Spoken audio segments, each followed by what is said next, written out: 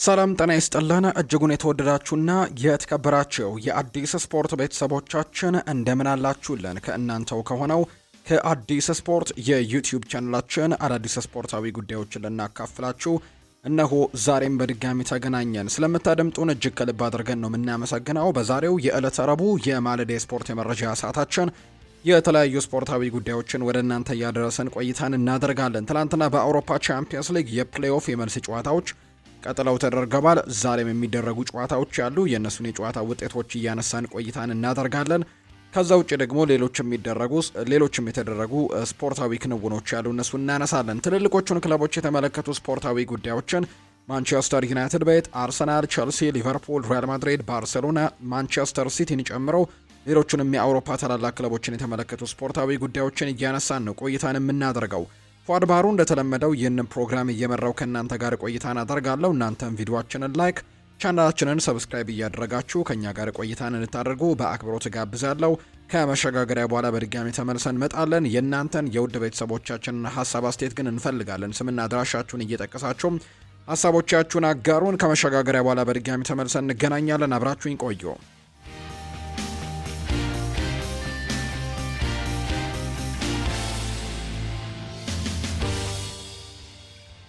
ትላንት ምሽት በአውሮፓ ቻምፒየንስ ሊግ የፕሌይኦፍ ጨዋታዎች የተደረጉ የጨዋታ ውጤቶችን በማንሳት ነው የምንጀምረው። ሲጠበቁ የነበሩ ጨዋታዎች ነበሩ። ቀደም ብሎ የተደረገው መርሃ ግብር አትሌቲኮ ማድሪድን እና ክለብ ብሩዥን ያገናኘው ጨዋታ ነው። የእነዚህ ሁለት ቡድኖች ጨዋታም በተለይ በመጀመሪያው ዙር ቤልጅየም ላይ ነበር የተደረገው። ክለብ ብሩዥ የቤልጅየም ክለብ እንደሆነ ይታወቃልና በሜዳው ባደረገው ጨዋታ ከአትሌቲኮ ማድሪድ ጋር 3-3 በሆናቸው ውጤት መለየቱን ተከትሎ የትላንትናው ጨዋታ እንዲጠበቅ አድርጎት ነበር። አትሌቲኮ ማድሪድ ግን ትላንትና በሜዳውና በደጋፊው ፊት በኤር ዋንዳ ሜትሮፖሊታኖ አሬና ባደረገው መርሃ ግብር 4-1 በሆነ ውጤት ነው አትሌቲኮ ማሸነፍ የቻለው። በዚህም የዲየጎ ሲሞኔ ቡድን በአጠቃላይ በድምር ውጤት 7-4 በማሸነፍ ወደ ቀጣዩ ዙር ማለፉን ያረጋገጠ ቡድን ሆኗል። አትሌቲኮ ማድሪድ 4-1 በሆነ ውጤት ሲያሸንፍ አሌክዛንደር ሶርሎት ትላንትና 3 ግቦችን ያስቆጠረ ተጫዋች ነው። ቀሪውን 1 ጎል ካርዶሶ ነው ማስቆጠር የቻለው። ሶርሎት በቻምፒየንስ ሊግ ጥሎ ማለፍ ለአትሌቲኮ ማድሪድ ሃትሪክ የሰራ የመጀመሪያው ተጫዋችም ሆኖ ነው የተመዘገበው።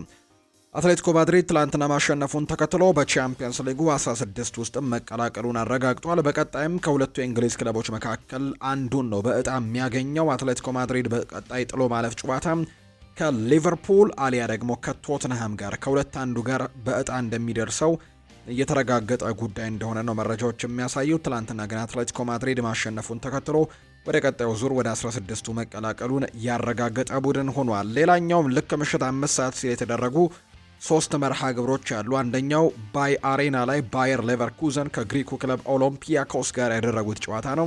ይህ ጨዋታም በመጀመሪያው ዙር ግሪክ ላይ በተደረገው መርሃ ግብር እነዚህ ሁለት ቡድኖች ጨዋታቸውን አድርገው ነበርና ያኔ ባየር ሌቨርኩዘን 2-0 በሆነ ውጤት ያሸነፈበት ውጤት ነበር የተመዘገበው ከሜዳ ውጭ በተደረገ መርሃ ግብር።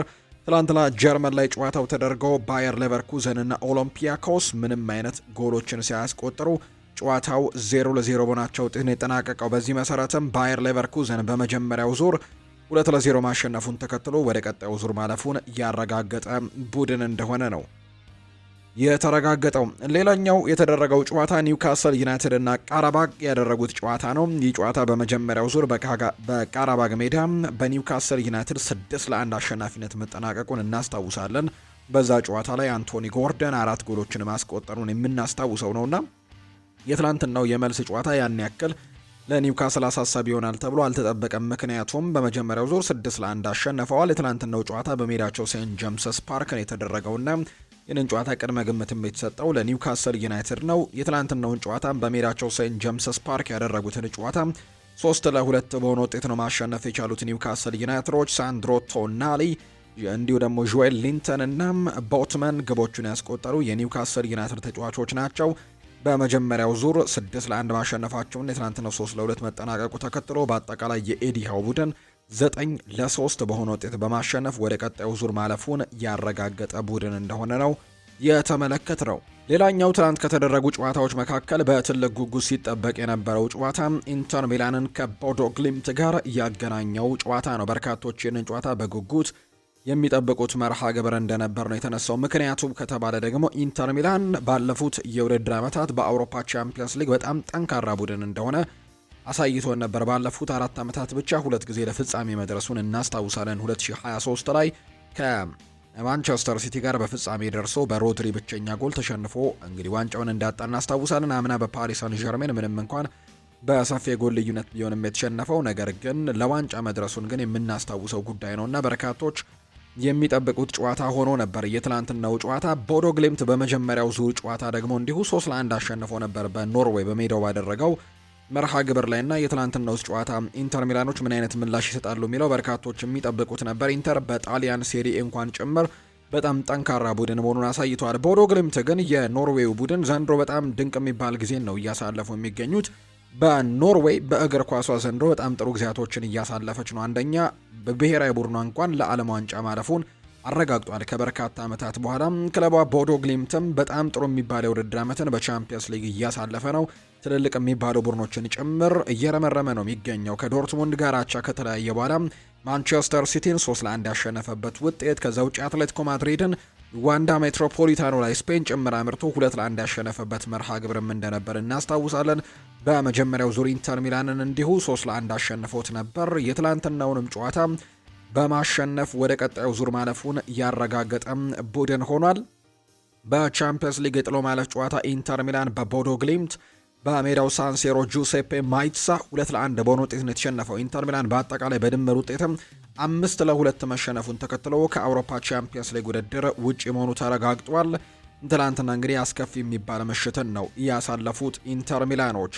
ባስቶኒ ነው ብቸኛውን ጎል ለኢንተር ሚላን ማስቆጠር የቻለው፣ ነገር ግን መታደግ አልቻለም። ቦዶ ግሊምት በአጠቃላይ በድምር ውጤት 5-2 አሸንፎ ወደ ቀጣዩ ዙር ማለፉን ያረጋገጠ ቡድን ሆኗል። በዚህም መሰረትም ትላንትና ወደ ቀጣዩ ዙር ማለፋቸውን ያረጋገጡ ቡድኖች በቀጣይ የሚገጥሟቸውን ቡድኖች እንመልከት። ቀደም ብዬ እንደገለጽኩላቸው የሚያገኟት አትሌቲኮ ማድሪድ ለምሳሌ የሚያገኘውን ቡድን ገልጬላችኋለሁ። ወይ ሊቨርፑልን ወይ ደግሞ ቶትናምን ከሁለት አንዱን ብቻ ነው ሊያገኝ የሚችለው። ሌላ ቡድን ሊገጥመው አይችልም። ከሁለቱ አንዱን ግን ያገኛል በቀጣዩ ዙር። ኒውካስል ዩናይትድ በአንጻሩ ሊገጥመው የሚችለው ወይ ባርሴሎና ነው ወይ ደግሞ ቸልሲን ነው። ከሁለት አንዱን በእጣ ይደርሰዋል ማለት ነው። ባየር ሌቨርኩዘን በአንጻሩ ወይ ደግሞ አርሰናል አሊያ ደግሞ ባየር ሚኒክ ከሁለት አንዱ የሚገጥም ይሆናል። ቦዶ ግሊምት ደግሞ ከማንቸስተር ሲቲ አሊያም ከስፖርቲንግ ሊዝበን ከሁለት አንዱ በእጣ እንደሚደርሰው ነው የወጣው። እንግዲህ የፊታችን አርብ ደግሞ የእጣ ድልድሉ ይፋ እንደሚደረግ ነው የተገለጸው። ዛሬም የፕሌኦፍ ጨዋታዎች ቀጥለው ይደረጋሉ። አታላንታ በሜዳው ቤርጋሞ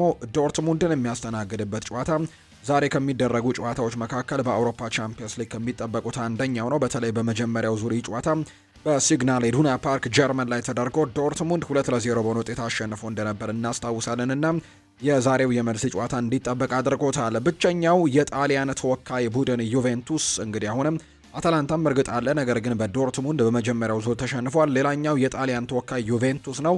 እሱም በጋላታሳራይ በመጀመሪያው ዙር 5-2 በሆነ ውጤት መሸነፉ ይታወሳል። ቱርክ ላይ በተደረገው መርሃ ግብርና ዛሬ በአሊያንዝ አሬና የሚያደርገው ጨዋታ ይጠበቃል። ይህ ጨዋታ ልክ ምሽት 5 ሰዓት ሲል ነው የሚደረገው። የአታላንታና የዶርትሙንድ ጨዋታ ልክ ምሽት 2 ሰዓት ከ45 ሲል ይደረጋል። ሌላኛው ፓሪስ ሰን ዠርሜን እና ሞናኮ ሁለቱን የፈረንሳይ ክለቦች ያገናኘው ጨዋታ ነው።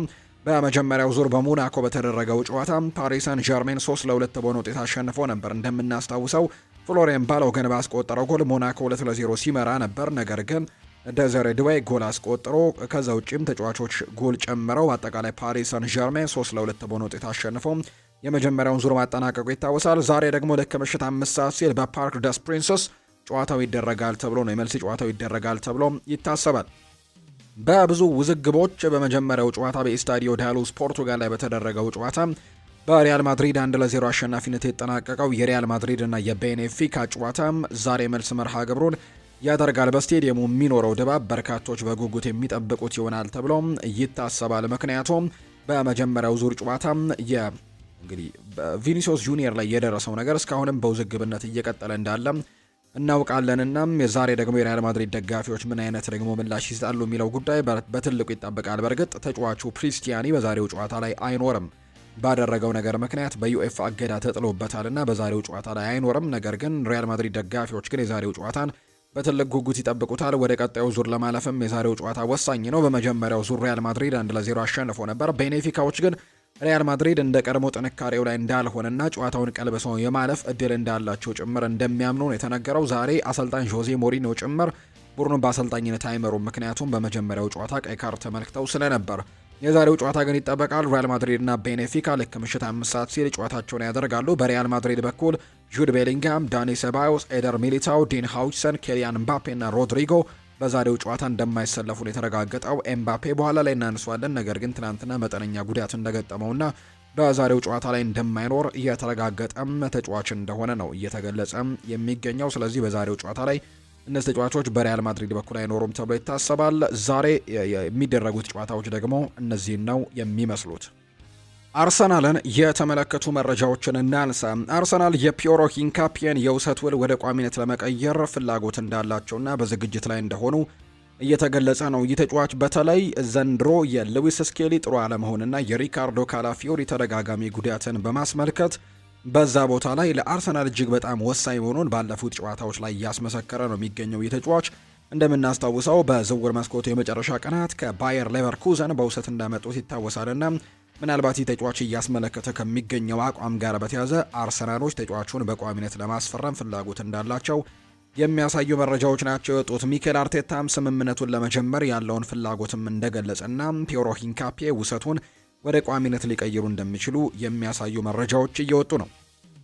የቀድሞ የማንቸስተር ሲቲ አጥቂ የሆነው ሰርጂዮ ኩን አጉዌሮ ማንቸስተር ሲቲ በቅርብ ሳምንታት መነቃቃትን ቢያሳይም የሊጉን ዋንጫ ያሸንፋሉ ብሎ ግን እንደማያምን ነው ሰርጂዮ ኩን አጉዌሮ የተናገረው። የሊጉን ዋንጫ ከሲቲ ይልቅ አርሰናል ለማሸነፍ ሰፊ እድል እንዳለው ጭምር ነው ሰርጂዮ ኩን አጉዌሮ እየተናገረ የሚገኘው። ባለፉት ጥቂት ሳምንታት ከዚህ የዋንጫ ጉዞ ጋር በተያያዘ በርካቶች የራሳቸውን ሀሳብ እየሰጡ ይገኛሉ። ከነዚህ መካከል አንደኛው ኩን አጉዌሮ ነው። አርሰናል ዋንጫውን የማሸነፍ ትልቅ ግምት አለው ሲልም ጭምር ነው ሀሳቡን እያጋራ እንደሚገኝ መረጃዎች እየወጡ የሚገኙት። የእንግሊዝ ፕሪምየር ሊግ ይፋ እንዳደረገው ከሆነ አርሰናል ምናልባት እሁድ ማርች 15 በኤምሬትስ ስቴዲየም ከዳቪድ ሞይሱ ኤቨርተን ጋር የሚያደርገው የፕሪምየር ሊግ ጨዋታ ሊቀየር እንደሚችል ነው ያረጋገጡት። ይህ ሊሆን የሚችልበት ምክንያት የፊታችን አርብ የአውሮፓ ቻምፒየንስ ሊግ የጥሎ ማለፍ ጨዋታዎች ድልድል ከወጣ በኋላ የሊጉ አወዳዳሪ ኮሚቴ ውሳኔውን ይሰጣል ተብሎ እንደሚታሰብ ነው መረጃው ይፋ የተደረገው። ፕሪምየር ሊጉ በውሳኔ አሰጣጡ ዙሪያ ተጨማሪ ዝርዝሮችን በመስጠት የሚከተለውን ማብራሪያም ነው ይፋ ያደረገው። የዩኤፋ ቻምፒየንስ ሊግ ድልድል አርብ ፌብሩዋሪ 27 ዕጣ ድልድሉ ይፋ ሆኖ እንደተረጋገጠ የኤቨርተኑ ጨዋታ ዝርዝርን እናውጣለን በማለትም ነው መግለጫ ያወጡት። ከዚህ በታች ያሉት የፕሪምየር ሊግ ጨዋታዎች ሊለወጡ ይችላሉ ሲሉን የተናገሩት በመጪው አርብ የካቲት 27 የአውሮፓ ቻምፒየንስ ሊግ የጥሎ ማለፍ ደረጃዎች ላይ በመመስረት ሁለት ጨዋታዎች ሊራዘሙ ይችላሉ። አንደኛው ዌስትሃም ዩናይትድ ከማንቸስተር ሲቲ ጋር የሚያደርጉት ቅዳሜ መጋቢት 14 የሚደረገውና ኤቨርተን ከአርሰናል ጋር የሚደረገው ጨዋታ ደግሞ እሁድ መጋቢት 15 የሚደረገው መርሃ ግብር ላይ ምናልባት ለውጦች ሊደረጉ እንደሚችሉ ይፋ ተደርጓል። ዩኤፋ የጥሎ ማለፍ ጨዋታዎችን ማርች 10 እና 11 እንዲሁም ማርች 17 እና 18 የሚከናወኑ በመሆናቸው ምክንያት አርሰናልና ሲቲ የሚያደርጉት ከኤቨርተን እና ከዌስትሃም ጋር የሚደረገው ጨዋታ ፕሮግራም ላይ ለውጥ እንደሚደረግ ነው መግለጫው ይፋ እያደረገ የሚገኘው። የኢማኑኤል አዲባዮር የዋንጫ አሸናፊ ግምት የአርሰናል ደጋፊዎችን ክፉኛ አስቆጥቷል። በተለይ ደግሞ ይህንን ሀሳብ ደግሞ የሰጠው የሰሜን ለንደን ደርቢ ጨዋታ ላይ የጨዋታ ተንታኝ በመሆን እንግዳ በመሆን በታደመበት ጨዋታ በደርቢው አርሰናል 4-1 በአሸናፊነት ቢያጠናቅቅም የቀድሞ የሁለቱም ክለቦች አጥቂ ነው። የማንቸስተር ሲቲም ተጫውቶ አሳልፈዋል። በአርሰናልም ተጫውቶ እንዳሳለፈ እናስታውሳለን። ኢማኑኤል አዲባዮር እና ይህኛውን ሀሳብ ነው የሰጠው። የ2025-26 የእንግሊዝ ፕሪምየር ሊግ ዋንጫን ማን ሊያነሳ እንደሚችል ግምቱን ሲያነሳም አዲባዮር ሲናገር ማንቸስተር ሲቲ የዘንድሮን ዋንጫ የማሸነፍ ትልቅ እድል አለው። የሁለቱንም ቡድኖች ቀጣይ መርሃ ግብሮች ተመልክቻለሁ። ነገር ግን ሲቲ እድል ያለው ይመስለኛል ሲል ምን የተናገረው የቀድሞው የቶጎ ብሔራዊ ቡድን አምበል አርሰናል ቶተንሃምን ማሸነፍም መሪነቱን ቢያጠናክርም ዋንጫውን ግን ወደ ማንቸስተር ሲቲ ሊያመራ እንደሚችል ነው የሚናገረው። የ41 ዓመቱ አዲባዮር የሁለቱ ቡድኖች ቀሪ ጨዋታዎችን ግምት ውስጥ ከከተተ በኋላ ነው ይህን ግምት ያስቀመጠው። የአርሰናልና የሲቲ ቀጣይ ጨዋታዎችን ተመልክቻለሁ። ከቀራቸው ተጋጣሚ ቡድኖች አንጻር ሲቲ ሊጉን ያሸንፋል ብዬ አስባለሁ ሲል የተናገረው። አርሰናል በአሁኑ ሰዓት በ5 ነጥብ ልዩነት እየመራ ቢሆንም ገና ከቼልሲ፣ ከኒውካስል፣ ከቦርንመስ፣ ኤቨርተን ጋርም ወሳኝ የሆኑ ጨዋታዎች እንዲሁ ከማንቸስተር ሲቲ ጋር የሚጠብቋቸዋልና የእነዚህ ጨዋታዎች ደግሞ የዋንጫ ጉዞ ሊቀይሩበት እንደሚችሉ ነው አዲባዮር የሚያነሳው። አዲባዮር ለሁለቱም ክለቦች የተጫወተ ቢሆንም ከአርሰናል የወጣበት መንገድ ግን በርካቶች እንደሚያስታውሱትና ተጫዋቹም ደስ የማይል ሲል ከዚህ በፊት ገልጾት እንደነበር እናስታውሳለን። በተለይ 2018 ላይ በነበረው ቃለ መጠይቅ ላይ አንድ ሀሳብን ሰጥቶ ነበር። በአርሰናል ስለወጣበት መንገድ እንዳልተደሰተበት ይናገር ነበር። አርሰን ቬንገር በቢሮአቸው ውስጥ አግኝተውኝ ስለወደፊቱ በአርሰናል ውስጥ ቦታ ስለሌለኝ መሄድ እንዳለብኝ ነገሩኝ። እኔም ህይወቴን መቀጠል ነበረብኝ በማለት ከአርሰናል ቤት ስለወጣበት ሁኔታም ይናገራል። አዲባዮር አርሰናልን ለቆ ወደ ሲቲ ካመራ በኋላ አርሰናል ከማንቸስተር ሲቲ በተጫወቱበት ጨዋታ ላይ አርሰናል ላይ ጎል አስቆጥሮ ደስታውን የገለጸበት መንገድም በርካቶች የሚያስታውሱት እንደሆነ በርካቶች ያነሳሉና በእነዚህ አይነት ጉዳዮች ጭምር የአርሰናል ደጋፊዎች እዚህ ተጫዋች ላይ ቅሬታ እንዳላቸው የሚያሳዩ ሪፖርቶች ናቸው እየወጡ የሚገኙት። ማንቸስተር ዩናይትድን የተመለከቱ መረጃዎችን እናንሳ። የማንቸስተር ዩናይትድ አዲሱ የደሞዝ ክፍያ መመሪያ እንደ ሞርጋን ጊብስ ዋይት ወይም ኤሊዮት አንደርሰን ያሉ ተጫዋቾች በክረምቱ ወደ ኦልድ ትራፎርድ እንዲዘዋወሩ ለማሳመን የሚደረገውን ጥረት ሊያደናቅፍ እንደሚችል ነው እየተገለጸ የሚገኘው። ትላንትና በወጣ መረጃ መሰረት ማንቸስተር ዩናይትድ ሞርጋን ጊብስ ዋይትን ከሚፈልጉ ክለቦች መካከል አንደኛው እንደሆነ ይፋ ተደርጓል። ከዛው ደግሞ ከኖቲንግሃም ፎረስት ኤሊዮት አንደርሰንንም ለማስፈረም እንቅስቃሴዎችን ሊያደርጉ ይችላሉ ተብሎ ይታሰባል። በተለይ ኖቲንግሃም ፎረስት አሁን በወራጅ ቀጠናው ቅርብ ላይ ሆኖ በመቀመጡ ምናልባት ወደ ወራጅ ቀጠናው ወይ ደግሞ ገብቶ ወራጅ የሚሆን ከሆነ በተለይ ኮከብ ተጫዋቾቹን ሊያጣ የሚችልበት እድል ሰፊ ነው። ከነዚህ መካከል ሞርጋን ጊብስ ዋይት እና ኤሊዮት አንደርሰን በትልቁ ይነሳሉና ዋጋቸውም ዝቅ ሊል ይችላል። እነዚህ ሁለት ተጫዋቾች ከፕሪሚየር ሊጉ የሚወርዱ ከሆነና ማንቸስተር ዩናይትድ እነዚህን ሁለት ተጫዋቾች ለማስፈረም ፍላጎት ያለው ቢሆንም የደሞዝ ክፍያ አወቃቀሩ ግን ምናልባት እነዚህን ተጫዋቾች ለማስፈረም የሚደረገውን ጥረት ሊያወሳስብባቸው እንደሚችል ነው ክሪስ ዋይለርም ናታን ሶልትም መረጃውን እያጋሩ የሚገኙት።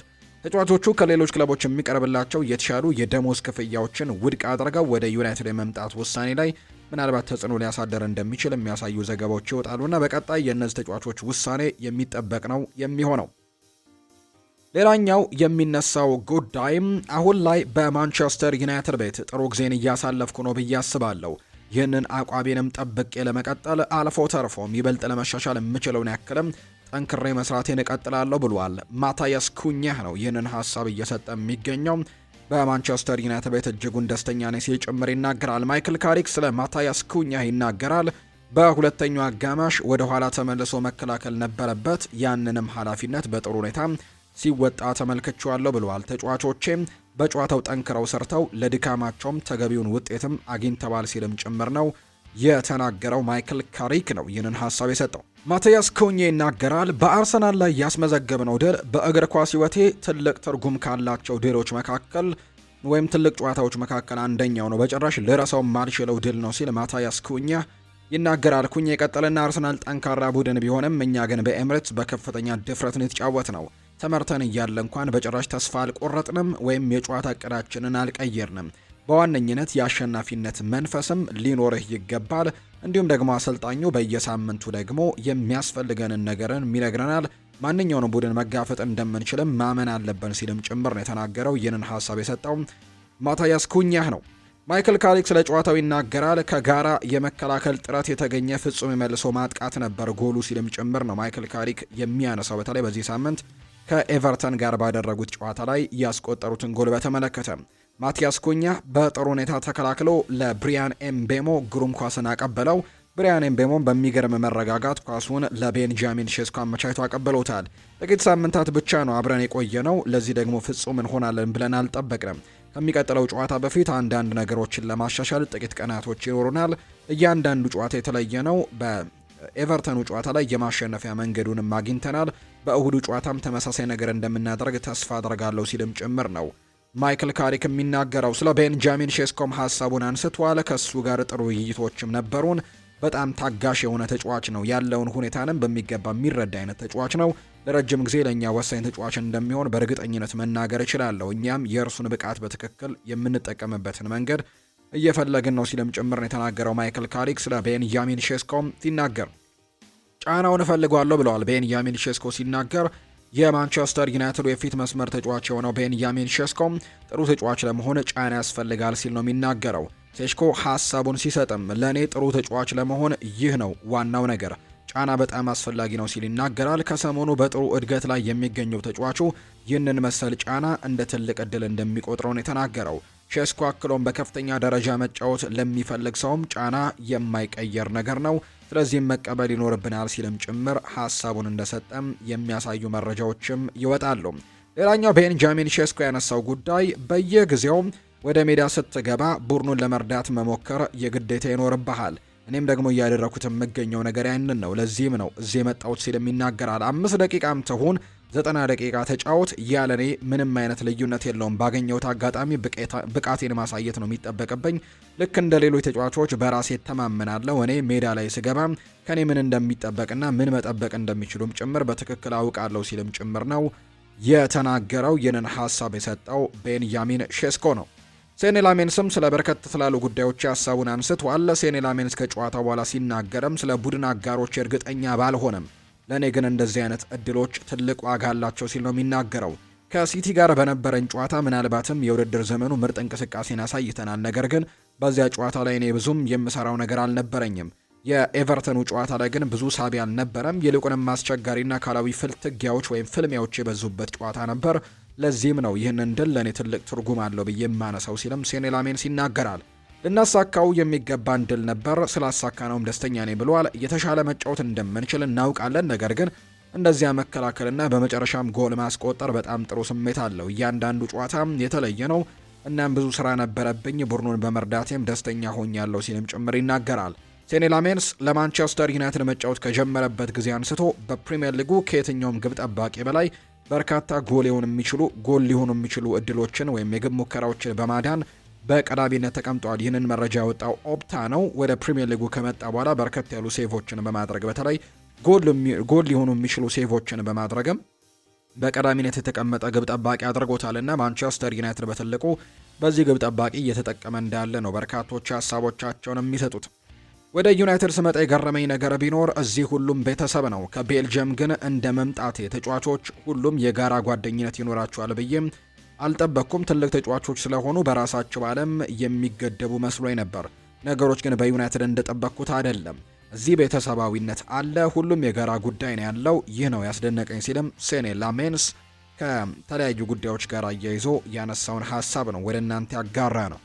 ሊቨርፑልን የተመለከቱ መረጃዎችን እናንሳም። ሊቨርፑል በሞርጋን ሮጀርስ ላይ ተጨባጭ ፍላጎት አላቸው። ባለፈው ሐምሌ ወይም ነሐሴ ወር እንግሊዛዊው ተጫዋችን በክረምት ወቅትም ወደ 80 ሚሊዮን ፓውንድ ሊሸጥ ይችላል የሚል ስሜት ፈጥሮባቸው እንደነበርና እንደፈለጉት ነው የተነገረው። እርግጥ ነው ሞርጋን ሮጀርስን ለማስፈረም በጣም በርከት ያሉ የፕሪሚየር ሊግ ክለቦችን ፍላጎት አላቸው። ከነዚህ መካከል ሊቨርፑል አንደኛው መሆኑ ተጠቅሷል። ከዛ ውጪ ግን አርሰናልም፣ ቼልሲም፣ ቶትንሃምም የዚህ ተጫዋች እንዲሁ ማንቸስተር ዩናይትድም የሞርጋን ሮጀርስ ፈላጊ እንደሆኑ እየተገለጸ ይገኛል። በተለይ በሚቀጥለው የውድድር ዓመት ምናልባት ከክለቡ ሊለያይ ይችላል የሚሉ አይነት ሀሳቦች አሉ። እርግጥ ነው በቅርብ ነው ኮንትራቱን ያራዘመው፣ ነገር ግን በትልቅ ደረጃ መጫወትን ፍላጎቱ እንደሆነና ወደ ትልልቅ ክለቦችም ሊያመራ የሚችልበት እድሉ እንዳለ ይገለጻል። ስለዚህ ሊቨርፑል፣ ቼልሲ፣ ማንቸስተር ዩናይትድ እና አርሰናል እዚህ ተጫዋች ላይ ፉክክር ሊያደርጉ እንደሚችሉ ነው ቤን ያኮብስ መረጃውን እያጋራ የሚገኘው። ዶሚኒክ ሶቦስላይ ይናገራል። ከጨዋታው በኋላ ስለሚያስበው ነገር ወይም ደግሞ ከጨዋታው በፊትም ስለሚያደርገው ነገር ጥያቄዎች ቀርበውለት ነበር። ከእያንዳንዱ ግጥሚያ በፊት ምን ማሳካት እንደምፈልግ ለራሴ በደንብ አድርጌ ነግረዋለሁ። ምን ያክል እያደረኩኝ እንደሆነም በደንብ አስብበታለሁ። ምን እንደደረስኩኝም በደንብ እመለከታለሁ። እናም የት ላይ እንደቆምኩኝም ራሴን በደንብ ጠይቀዋለሁ ሲል ነው ሶቦስላይ የሚናገረው። ዶሚኒክ ሶቦስላይ ቀጥልና ባለፈው ዓመት የፕሪሚየር ሊጉን ዋንጫ በመስታወቱ ራሴን ተመልክቼዋለሁ። ስለዚህ ደግሞ በዚህ የውድድር ዘመን በቻምፒየንስ ሊግ ዋንጫ በመስታወቱ ራሴን መመልከት ፈልጋለሁ። ስለዚህም ይህንን ዋንጫ ለማንሳትም ተስፋ አደርጋለሁ ሲልም ጭምር ነው ዶሚኒክ ሶቦስላይ የተናገረው። ሪዮ ኤንጎሞዋ ተጨማሪ ደቂቃዎችን ስለማግኘት ጥያቄ ቀርቦለት ነበር። በተለይ ተጫዋች እያሳየ ከሚገኘው ፐርፎርማንስ ጋር በተያያዘ በርካቶች ተጨማሪ ደቂቃ ሊሰጠው ይገባል የሚሉ አይነት ሀሳቦች እየተነሱ ነው። እርግጥ ነው ታዳጊ ነው፣ ነገር ግን አሁንም ደቂቃዎች ሊያገኝ ይችላል የሚሉ አይነት ሀሳቦች አሉ። ውሳኔው የአርኔ ስሎት ቢሆንም ነገር ግን ሪዮ ኤንጎማ ተጨማሪ ደቂቃዎችን ስለማግኘት ተጠይቆ ምላሹን ሰጥቷል። አሁንም ቢሆን የአሰልጣኙን እምነት ማግኘትና ጥሩ መጫወት ብቻ ነው የሚያስፈልገኝ። ይህም ተጨማሪ ደቂቃዎችን እንደሚያግዘኝም ተስፋ አደርጋለሁ። በቅርቡ ተጨማሪ ደቂቃዎችን እንደማገኝ ተስፋ አደርጋለሁ ሲልም ጭምር ነው ሪዮ ኤንጎሞዋ ሀሳቡን እየሰጠም የሚገኘው። ማንቸስተር ሲቲን ደግሞ እንመልከት። ሰርጂዮ ኩን አጉዌሮ ይናገራል። ፊል ፎደን በተቻለ መጠን ወደ ቀድሞ ብቃቱ መመለስ ይኖርበታል፣ ምክንያቱም እሱ ለማንቸስተር ሲቲ በጣም አስፈላጊ ተጫዋች ነው። ፎደን ኳስ በእግሩ ላይ ስትሆን በጣም ያምርበታል፣ ጥሩ እይታ አለው፣ ጥሩ ይመታል፣ እናም ጎሎችን የሚያስቆጥር አይነት ተጫዋች ነውና ወደ ቀድሞ የፎደን ብቃቱ ቢመለስ ደስተኛ ሆናለሁ ሲልም ነው ሰርጂዮ ኩን አጉዌሮ የሚናገረው። እሱ በጣም የተሟላ ተጫዋች ነው፣ ነገር ግን ወደ ቀድሞ ብቃቱ መመለስ አለበት። የእሱ ጥሩ ብቃት ላይ መሆን ማንቸስተር ሲቲን በጣም ይጠቅመዋል ብሏል። በተጨማሪም ብዙ ደቂቃዎችን መጫወት ይኖርበታል። ብዙ በተጫወተ ቁጥር እየተሻለ ይሆናል። እሱ ለክለቡ ታማኝ ተጫዋች ነው፣ በሁሉም ሰውም የተወደደ ነው። እኔም በጣም ነው የምወደው ፊል ፎደንን ሲል ይናገራል ሰርጂዮ ኩን አጉዌሮ። አጉዌሮ ስለ ኤርሊንግ ሃላንድ ይናገራል። ኤርሊንግ ሃላንድ ሁልጊዜም ጎሎችን የማስቆጠር ልዩ ችሎታ አለው። ይህንንም በብሔራዊ ቡድኑ በተጫወተባቸው ክለቦችም ሁሉ ጭምር እያሳየ ነው። የእሱ ብቃት በጣም ወጥነት ያለው ሲሆን እንደሱ መሆንም ቀላል አይደለም ሲልም ነው ኤርሊንግ ሃላንድ በተመለከተም ሰርጂዮ ኩን አጉዌሮ ሀሳቡን የሰጠው። ጄሚ ካራገር ይናገራል። ማንቸስተር ሲቲ የፕሪሚየር ሊጉን ዋንጫ ካሸነፈ ሁሉም ሰው በሊቨርፑሉ ጨዋታ ላይ መጨረሻው ደቂቃ ላይ ጂያንሉጂ ዶናሩማ ያዳናትን ኳስ ማስታወስ ይኖርባቸዋል ሲል ጄሚ ካራገር ይናገራል። በዛ ጨዋታ ላይ ውጤት ይዘው ለመውጣታቸው ትልቁ ምክንያት ጂጂ ዶናሩማ የመለሳት ትልቋ ሴቭ ናት ሲልም ይናገራል። ዘንድሮ ዋንጫ የሚያነሱ ከሆነ ያቺን ሴቭ ሊቨርፑል ላይ ያዳናትን የመጨረሻ ደቂቃ ኳስም በርካቶች ማስታወስ አለባቸው ሲል ነው ጄሚ ካራገር የሚናገረው። ባርሴሎናዎች ሁሊያን አልቫሬዝን ለማስፈረም ትልቅ ጥረት እያደረጉ እንዳለ ይታወቃል። የአትሌቲኮ ማድሪዱ ተጫዋች እርግጥ ነው አትሌቲኮ ማድሪዶች እዚህ ተጫዋች ላይ በጣም ከፍተኛ ገንዘቦችን እንደጠፉበት ይታወቃል። ነገር ግን ባርሴሎና ተጫዋቹን ለማስፈረም ፍላጎት አለው። ባርሴሎና ግን እዚህ ፉክክር ላይ ብቻውን አይደለም። ከዛ በተጨማሪ እነ አርሰናል እና ቼልሲም ሁሊያን አልቫሬዝን እንደሚፈልጉት ይታወቃል። እና ምናልባት ግን ባርሴሎናዎች የሁሊያን አልቫሬዝ ዝውውር ካልተሳካላቸው ምናልባት እንደ አማራጭ አይናቸውን ወደ ማንቸስተር ሲቲ ዋጥቂ ኦማር ማርሙሽ ሊያደርጉ እንደሚችሉ መረጃዎች እየወጡ ይገኛሉና የሁሊያን አልቫሬዝ ዝውውር ለባርሳ ካልተሳካ ማርሙሽን ይመለከቱታል ተብሎ ነው የሚጠበቀው። ስለ ኒኮ ኦሬሊ አንዳንድ ጉዳዮችን እናንሳላቸው። ይሄ የማንቸስተር ሲቲ የአካዳሚ ምሩቅ የሆነው ኒኮ ኦሬሊ አሁን ላይ ከማንቸስተር ሲቲ አሰልጣኝ እስከ እንግሊዝ ብሔራዊ ቡድን አሰልጣኝ ቶማስ ቱሄል ድረስ በፍቅር ወድቀውለታል። ወጣቱ ኒኮ ኦሬሊ በፕሪሚየር ሊጉ የዋንጫ ፉክክርም ሲቲ አርሰናልን በሚያሳድድበት በዚህ ሰዓት ላይ ምርጥ ተጫዋች መሆኑን እያሳየ ነው። ባሳለፍነው ቅዳሜ ምሽት ኢቲሃድ ላይ ማንቸስተር ሲቲ በሜዳው ኒውካስል ዩናይትድን አስተናግዶ 2-1 ባሸነፈበት ጨዋታ ሁለቱን ወሳኝ ግቦች ማስቆጠሩን እናስታውሳለን። ሲቲዝኖቹ አሁን ላይ እያንዳንዱን ማለትም ፕሪሚየር ሊግን፣ ቻምፒየንስ ሊግን፣ ኤፍኤ ካፕንና የካራባው ዋንጫን ለማሸነፍ በሚያደርጉት ጥረትም ከወሳኞቹ ተጫዋቾች መካከል አንደኛው ኒኮ ኦሬሊ መሆኑን እያሳየ ነው። ኒኮ ኦሬሊ እንዴት ወደ መሃል የተፈጥሮ ቦታው ሊመለስ ቻለ የሚለውን ስንመለከት ከዚህ ቀደም ተጫዋቹ በማንቸስተር ሲቲ ካለ ተፈጥሯዊ ቦታው ማለትም ከመሃል አማካኝነት ውጪ በግራ መስመር ተከላካይነት ሲጫወት ነው የምናስታውሰው። አሁን ግን ወደ ቦታው ተመልሷል። ኦሬሊ ወደ ተፈጥሯዊ ቦታው ከተመለሰ በኋላ ወደ ፊት መምጣቱ በአጋጣሚ አይደለም። ወጣቱ በኒውካስል ካራባው ካፕ የግማሽ ፍጻሜ መጀመሪያ ጨዋታ ላይ በመሃል ሜዳ የመጀመሪያውን ጨዋታ ያደረገበት አጋጣሚ ነበር የምናስታውሰው። እንዲሁም ከጋላት ሳራይ ጋርም በተመሳሳይ ቦታ ላይ የተጫወተ ሲሆን በጥር ወር መጨረሻ ላይ ደግሞ ከቶትናም ጋር በነበረው ጨዋታ ላይ እዛ ቦታ ላይ መሰለፍ እድልን አግኝቷል። ኦሬሊ በወጣትነት እድሜው ያዳበረው የላቀ ሚና በተሰጠው በጓርዲዮላ አዲስ መልክም ወይም 4-1-3-2 የጨዋታ አስተላለፍ ውስጥም 8 ቁጥር ሆኖ እየተጫወተ ይገኛል። ከዚያ ጊዜ ጀምሮ ሁሉንም የሲቲ ሊግ ጨዋታዎችን በመጀመር የአሰልጣኙ ምርጥ ምርጫ መሆኑን ነው እያስመለከተ የሚገኘው። የኒኮ ኦሬሊ ምርጥ ጊዜ ሲቀጥልም በሊቨርፑል ባደረገው አስደናቂ ድልም ወሳኝ የትግል ሚና ሲያስመለክት በፉላም እና በኒውካስል ዩናይትድ ላይም ድንቅ ብቃቱንም አሳይቶ ጎሎችንም አስቆጥሯል። የቀድሞ ማንቸስተር ሲቲ ኮከብ ሚካ ሪቻርድስም ጭምር ይህንን እንግዲህ ሲናገር ነበር። በሁለገብነቱ፣ በጉልበቱ፣ በእግር ኳስ አዋቂነቱ ገና በ20 ዓመቱ እያደረገ ያለው ነገር አስደናቂ ነው ሲል ማይክል ሪቻርድስ ስለ ኒኮ ኦሬሊ አድናቆቱን ሰጥቶታል። የሶስቱ አናብስቶች አለቃ የሆነው ቶማስ ቱሄልም በቲኖ ሊቨርማንቶ ጉዳትና በማይልስ ሉዊስ ስኬሊ በአርሰናል የመጀመሪያ ቡድን ውስጥም ቦታውን ማጣት ምክንያት የግራ ተከላካይነት አጥተው ሰንብተው ነበር።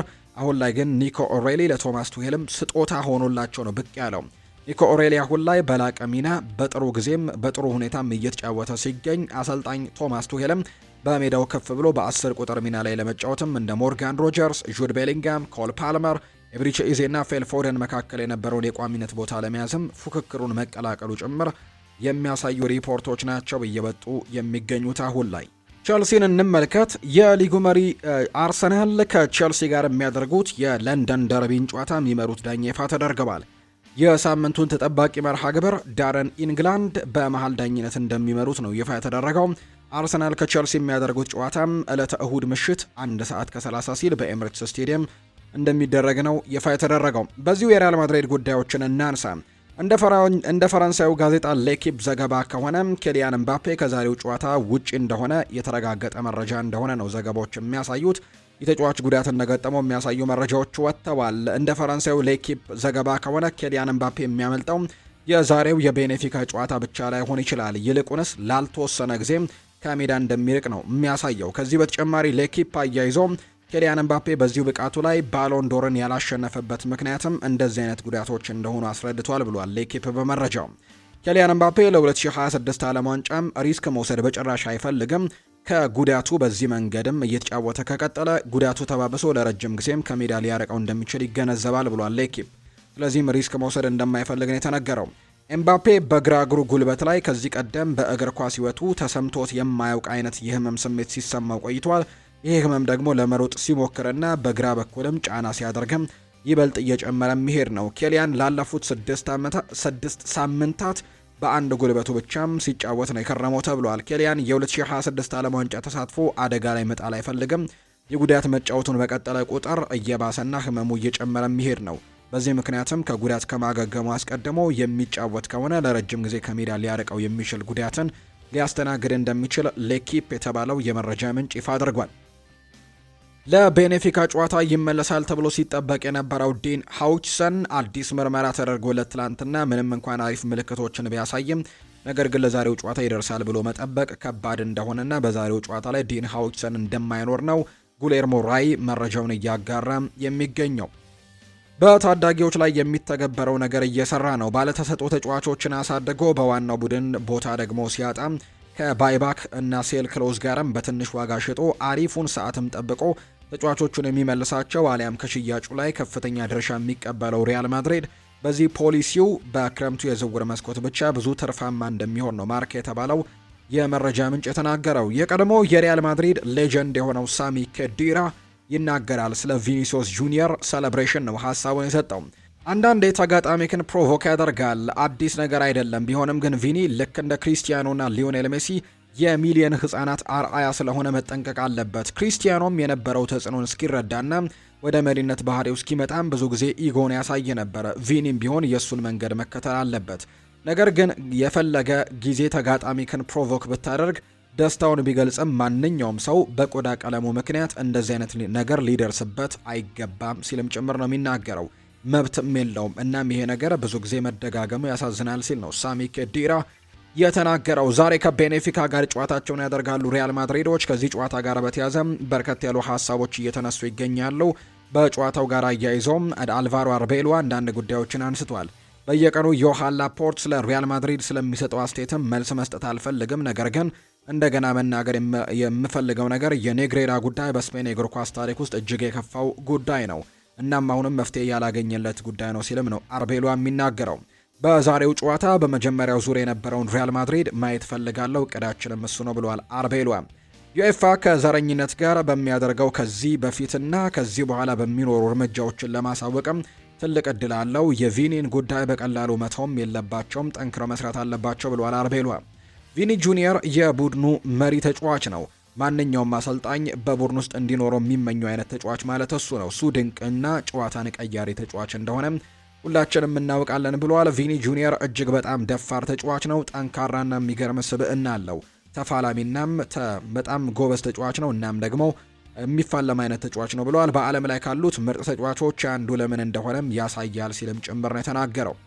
ዘረኝነትን ለመከላከል የሚተገበሩ ህጎች በቂ ናቸው ብለህ ታስባለህ የሚል ጥያቄም ቀርቦለት ነበር። ህጎቹ ከጊዜ ወደ ጊዜ እየተሻሻሉ ነው። በመጨረሻ ግን ቪኒ ጨዋታውን መቀጠል ስለመፈለጋችን ወሳኙ ሰው ነበር። እንድናቋረጥም ስላልፈለግን ቀጥለናል። እሱ ባይፈልግ ኖሮ ከሜዳ መውጣት አስበን ነበር። በጨዋታው ስለተፈጠረው ነገር በአውሮፓ እግር ኳስ ማህበር የሚወሰነውን ማየትም ይኖርብናል ሲልም ጭምር ነው የተናገረው። አፋቸውን ሸፍነው ለሚያወሩ ሰዎች ቅጣት መጣልም አለበት ስለሚባለው ጉዳይም ሲናገር ይህ አስቸጋሪ ነገር ነው። አንዳንድ ጊዜ ከቡድን አጋሮች ጋር ሌላ ሰው ምን እንደተወራ እንዳያውቁ አድርገህ ማውራትም ትፈልጋለህ። ነገር ግን ስድቦችም ሲሆኑ ጉዳዩ ይለያል። ስለዚህም ህጉ መተግበርም ጥሩ ነው ሲልም ጭምር ይናገራል። በብዙ ስፖርተኞች ላይ ማይክሮቺፕስ ተገጥሞ ይጫወታሉ። ዳኞችም ራሳቸው አላቸው። ያ ቴክኖሎጂ በዛ መንገድ ሁሉን ነገር መስማትም ትችላለህ። ይሄ ዘረኝነትን ለማስቆም የሚረዳ ሲሆን ምንም ችግር የለውም ሲልም ጭምር ይናገራል። ለሌላኛውም ሰው ቢሆን ይሄ በጣም መጥፎ ተግባር ነው ዘረኝነት። በቪዲዮ ላይ የቤኔፊካ ተጫዋች አስጠሊታ ምስል ቪኒ ላይ ሊያሳዩበት ነበር። በጣም የሚደብር ተግባር ነው። ቪኒ ከዚህ ቀደምም አንድም ተጫዋች እንደዚህ አደረገኝ ወይም ደግሞ እንደዚህ አይነት ስድብ ሰደበኝ ሲል ሰምቼው አላውቅም። ይህንን ግን በትክክል እንዳለው ደጋግሞ ነግሮናል። ቪኒ 100% አምነዋለሁ ሲልም ጭምር ነው አሰልጣኝ አርቤሎ የሚናገረው። የቤኔፊካ ፕሬዝዳንት ፌዴን አስመልክተው ስለተናገሩት ንግግርም ጥያቄ ቀርቦለት ነበር። የቤኔፊካው ፕሬዝዳንት እንዲሁም ቤኔፊካም ጭምር ለዩኤፋ ቅሬታ አቅርበው ነበር ፌዴሪኮ ቫልቬርዴ ቅጣት እንዲጣልበት። ነገር ግን ዩኤፋ ምርመራውን ካደረገ በኋላ ምንም አይነት ቅጣት እንደማይጣልበት ነው ያረጋገጠላቸው። ፌዴሪኮ ቫልቬርዴን በተመለከተ አርቤሏ ሲናገር እሱ በጨዋታው መሀል ላይ ሊፈጠር የሚችል ጉዳይ ነው። ፌዴ አንድን ተጫዋች ለመጉዳት አስበው ያደረገው ነገር አይደለም። ይህንን ለማለት አስቸጋሪ ነው፣ ምክንያቱም ንግግሩ ሌላ ሰውን ለመቃወም የተደረገ ነው ሲልም ጭምር ይናገራል። ሞሪኒዮ ስለሰጡት አስተያየትም ተጠይቆ ነበር። የቪኒን ሴሌብሬሽን ለዘረኝነት ጥቃትም ምክንያት አድርጎ ማቅረብ መጥፎ ነገር ነው። እንደዚህ አይነት ጉዳዮችን ለእንደዚህ አይነት ነገሮችን በር መክፈትም የለብንም ሲልም ጭምር ነው የተናገረው አርቤሏ። ሮድሪጎ ጓይሽ በዛሬው የመጨረሻው ልምምድ ላይ ከቡድኑ ጋር ሙሉ ልምምዱን አድርጓል። በዚህም መሰረት ምናልባት ለጨዋታው ብቁ ሊሆን እንደሚችል የሚያሳዩ መረጃዎች አሉ። ነገር ግን በቅጣት ምክንያት ግን የዛሬው ጨዋታ ላይ እንደማይሰለፍ ነው መረጃዎች እያሳዩ የሚገኙት። በሪያል ማድሪድ አካዳሚ ፋራን ጎንዛሌዝ ላይ ትልቅ እምነት አለ። ነገር ግን ግብ ጠባቂው ልምድ እንዲያገኝም ውሰት መሰጠት እንዳለባቸው ወይም ደግሞ ቀጥታ ወደ ዋና ቡድን እንደሚቀላቅሉት እርግጠኛ አይደሉም። ሪያል ሶሴዳድ፣ ኤስፓኞል እና ቫሌንሲያ የመሳሰሉ ክለቦች እሱን ለማስፈረም ፍላጎት አላቸው። ከላሊጋው በተጨማሪ ከፕሪሚየር ሊግ ክለቦች ውስጥም ቼልሲ እሱን ለማስፈረም ፍላጎት እንዳለው ነው ጆርጅ ፒኮን መረጃውን ያጋራው። ቲቦ ኮርቱባ ይናገራል። ቪኒሲዮስ ጁኒየርን 100% አምነዋለሁ ነው ያለው። የሪያል ማድሪዱ ግብ ጠባቂ ቲቦ ኮርቱባ ቪኒሲዮስ ጁኒየር ደረሰብኝ ብሎ በተናገረው ነገር ላይ ጥርጣሬ እንደሌለው ነው የተናገረው። ቪኒሲዮስን 100% አምነዋለሁ ያለው ቲቦ ኮርቱባ ቪኒ ከዚህ በፊት በጭራሽ የተጋጣሚ ተጫዋችን እንደዚህ አይነት ነገር አድርጎብኛል ብሎ ከሶ እንደማያውቅ ነው የተናገረው። ይህንን ግን በትክክል ሰምቶታል ሲልም ይናገራል። ሞሪኒዮ የቪኒሲዮስን ደስታ አገላለጽ ለእንደዚህ አይነት ነገር መጠቀሙም ትክክል አይደለም ሲልም ጭምር ይናገራል። ቲቦ ኮርቱባ 1-0 በሆነ ውጤት ጥሩ ውጤት አይደለም፣ ጎል ማስቆጠርና ወደ ጨዋታው ይመልሳቸዋል ሲልም ነው የተደመጠው። ስለዚህም የዛሬውን ጨዋታ በትኩረት ማድረግ አለብን ያለው። የሪያል ማድሪድ ደጋፊዎችም ሀሳባቸውን እየሰጡ ነው። አርጀንቲናዊው የቤኔፊካ ተጫዋች ጂያንሉካ ፕሪስቲያኒ በጨዋታው ባይሳተፍም ከቡድኑ ስብስብ ጋር ግን ወደ ስፔን አምርቷል። ቡድኑ ማረፊያውን ሆቴል ሲደርስም የሪያል ማድሪድ ደጋፊዎች ፕሪስቲያኒን ሲሰድቡትም ሲዘምሩበትም እንዲሁ ነቀፌታዎችንም ሲያቀርቡበት ተመልክተናል። ደጋፊዎቹ ለአሰልጣኝ ዦዜ ሞሪኖ እንኳን ተመለስክ እንወድሃለን ሲሉት ግን ተደምጠዋል። የሎስ ብላንኮቹ ደጋፊዎች ትላንትና ጠዋት በቫልዴባስ ልምምድ ማዕከልም ለእንደዚህ አይነት ቦታ ለዘረኝነት ቦታ የለንም የሚል ጽሑፍም ያስቀመጡት። እንዲሁም ቪኒ አንተ ምርጥ ነህ እንወድሃለን፣ ይህንን ቅጽበት እንዳትዘነጋው ሲሉም ጭምር ነው ደጋፊዎቹ መልእክታቸውን ያስተላለፉለት። ፕሪስቲያኒ ግን ይናገራል። ቪኒሲዮስ ጁኒየር ድንቅ ነህ ብሎ ጠርቶኛል ሲልም ጭምር ይናገራል። በቪኒ ጁኒየር እንደዚህ አይነት ነገር ያቀረበ ወይም ክስ የቀረበበት ጂያንሉካ ፕሪስቲያኒ በዩኤፋ በጊዜያዊነት መታገዱ ይታወሳል። ተጫዋቹ የተፈጠረው አለመግባባት ከመፈጠሩ በፊትም ቪኒሲዮስ ጁኒየር በቁመቱ እንደቀለደበት መናገሩ ነው ዘ ታይምስ የዘገበው። ፕሪስቲያኒ ባቀረበው ክስም ቪኒ ጁኒየር መጀመሪያ ላይ ድንክ ብሎ ሰድቦኛል በማለትም ቅሬታውን እንዳቀረበ ተዘግበዋል። የአውሮፓ እግር ኳስ ማህበር ከተፈጠረው ክስተትም በመመርመር ላይ እንደሆነ ነው መረጃዎች የሚያሳዩት። ሩይ ኮስታ ይናገራሉ። የቤኔፊካው ፕሬዝዳንት ናቸው። ሩይ ኮስታም ጂያንሉካ ፕሪስቲያኒ ዘረኛ ለመሆኑን አረጋግጣለሁ ሲሉ አስተያየታቸውን ሰጥተዋል። ፕሬዝዳንቱ በንግግራቸውም ምንም የተረጋገጠ ነገር የለም፣ ፕሪስቲያኒ ዘረኛ አይደለም፣ ይህንን አረጋግጣለሁ ሲሉ ይናገራሉ። አክለውም እሱ ዘረኛ ቢሆን ኖሮ ቤኔፊካ ውስጥ አይኖርም ነበር ሲሉ ፕሬዝዳንቱ ለተጫዋቻቸው ተከላክለዋል። ፕሪስቲያኒ ከቪኒሲዮስ ጁኒየር ጋር በተፈጠረው ነገርም ምክንያት በዩኤፋ በጊዜያዊነት ታግዷል። ይሁን እንጂ ፕሪስቲያኒ ለዛሬው ጨዋታ ከቤኔፊካ ስብስብ ጋር ግን ወደ ሪያል ማድሪድ ማምራቱ ነው እየተገለጸ ወደ ስፔን ማምራቱ ነው ይፋ የተደረገው። ሞሮኮ ከአሰልጣኟ ጋር ልትለያይ ነው። የሞሮኮ ብሔራዊ ቡድን አሰልጣኝ ዋሊድ ረግራጋዊ በስምምነት ከብሔራዊ ቡድኑ ጋር ሊለያዩ መሆኑ ይፋ ተደርጓል። አሰልጣኝ ዋሊድ ረግራጋዊ ከ4 ዓመታት በኋላ ብሔራዊ ቡድኑን እንደሚለቁ ነው የሀገሪቱ መገናኛ ብዙሃን የዘገቡት አሰልጣኙ ቡድኑን እየመሩ በ2022 የዓለም ዋንጫ ለግማሽ ፍጻሜ በማብቃትም ጥሩ ጊዜን አሳልፈዋል። አሰልጣኙ ብሔራዊ ቡድኑን እየመሩ 33 ጨዋታዎችን ሲያሸንፉ 8 ጨዋታዎችን አቻ ተለያይተው 5 ጨዋታዎች ብቻ ነው ሽንፈት የገጠማቸው። ዓለም ዋንጫውን ለማዘጋጀት የሚያሰጋ ነገር የለም ብለዋል ክላውዲዮ ሼንባውም ናቸው ይህንን ሀሳብ የሰጡት። የሜክሲኮ ፕሬዝዳንት የሆኑት ክላውዲዮም ሼንባውም አገራቸው የ2026ቱን ዓለም ዋንጫ ለማዘጋጀት የሚያሰጋት ነገር እንደሌለ ነው ያረጋገጡት። ከሰሞኑ በሜክሲኮ በተፈጠሩ አንዳንድ ነገሮች ምክንያት በሀገሪቱ የሚዘጋጀው ዓለም ዋንጫ ላይ ስጋት መጣሉ ሲገለጽ ነበር። ይሁን እንጂ የሜክሲኮ ፕሬዝዳንት ክላውዲያም ሼንባውም ምንም አይነት የሚያሰጋ ነገር የለም ሲሉ ማረጋገጫ ሰጥተዋል።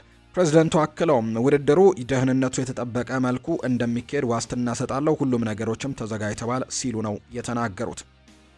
እስከ መቼ ነው 130 ሚሊዮን ህዝብ ይዘን ምርጥ 11 ማግኘት ለብሔራዊ ቡድናችን ማብቃት ሳንችል ሁሌ አንገታችንን እየደፋን የምንኖረው ብለዋል የኢትዮጵያ እግር ኳስ ፌዴሬሽን ፕሬዝዳንት አቶ ኢሳያስ ጅራ ናቸው ይህንን ሀሳብ የሰጡት። ዛሬ ላይ በቅኝ ያልተገዛንም ብለን የምንኮራው ቀደም ሲል አባቶቻችን በባዶ እግር ከዚህ ተነስተው አድዋ ድረስ ከተመው ባስመዘገቡት ድል ነው። እኛ እዚህ ያለን ሰዎች ወደፊት ልንኮራበት ለተተኪዎችም የምናስረክበው ታሪክ ምንድን ነው? ይሄ ሊያንገበግበንና በቁጭትም መነሳት ይኖርብናል። ይህ ንግግሬ መድረክ ለማሳመር ሳይሆን እስከ መቼ የሚለውን ነገር ከአሁን በኋላ ማብቃት ይገባል ብዬ በማመኔ ነው።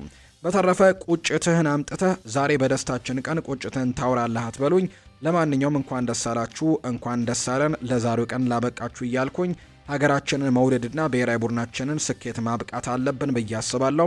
ያለበለዚያ ግን ዛሬ የወሰድነው ሽልማትና እውቅና ከዚህ ከቦሌ አያልፈም ሲልም ጭምር ነው የኢትዮጵያ እግር ኳስ ፌዴሬሽን ፕሬዝዳንት አቶ ኢሳያስ ጅራ ሀሳባቸውን የሰጡት።